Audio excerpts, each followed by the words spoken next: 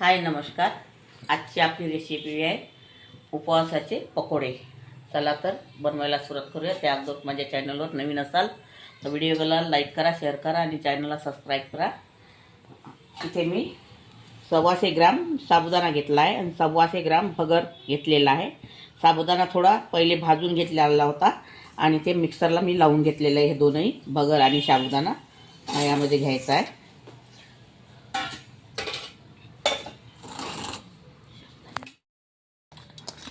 तर इथे मी 3 आलू वाफवून घेतले होते, हे असे बारीक करून घेतलेले हाताने मी हे यामध्ये टाकायचं आहे।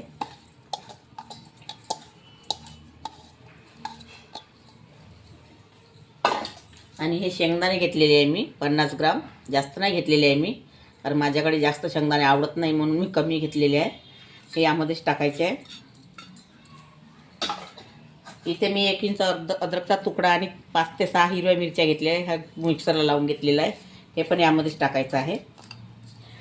तुम्ही ब्लॅक पावडर टाकू शकता, मिरी पावडर टाकू शकता किंवा मिरे पण तुम्ही कुठून टाकू शकता।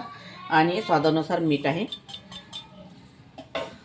हे सगळं आता मिक्स करून घ्यायचं आहे।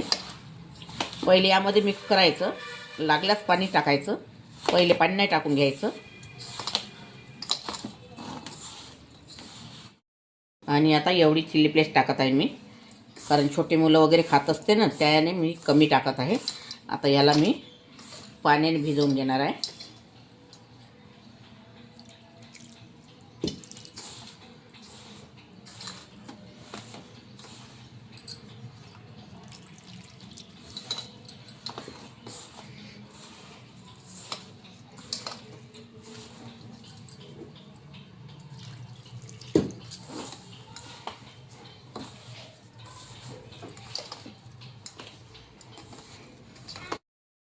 हे बघा, आता मी तुम्हाला पकोडे करून दाखवते। असे गोल गोल लाडू सारखेच करायचे हे पकोडे,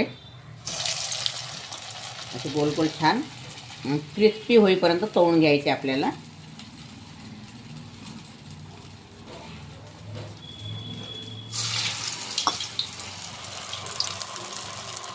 कारण साबुदाणा एकदम बारीक होत नसते। हे बघा, हे असे छान गोल गोल गोल गोल पकोडे तयार करायचे।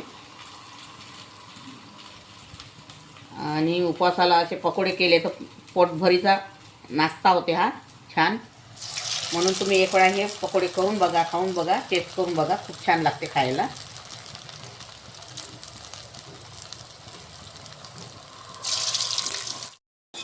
बघा, आता हे आपले पकोडे तळून झालेले आहे, छान क्रिस्पी झालेले आहे, कलर वगैरे छान आलेला आहे। बघा, हे काढून दाखवत आहे तुम्हाला मी।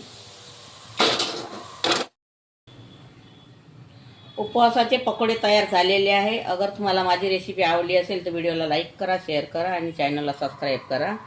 मात्र सबस्क्राईब केल्याशिवाय राहू नका आणि पूर्ण व्हिडिओ बघत जा, स्किप करू नका। व्हिडिओ बघितल्याबद्दल धन्यवाद।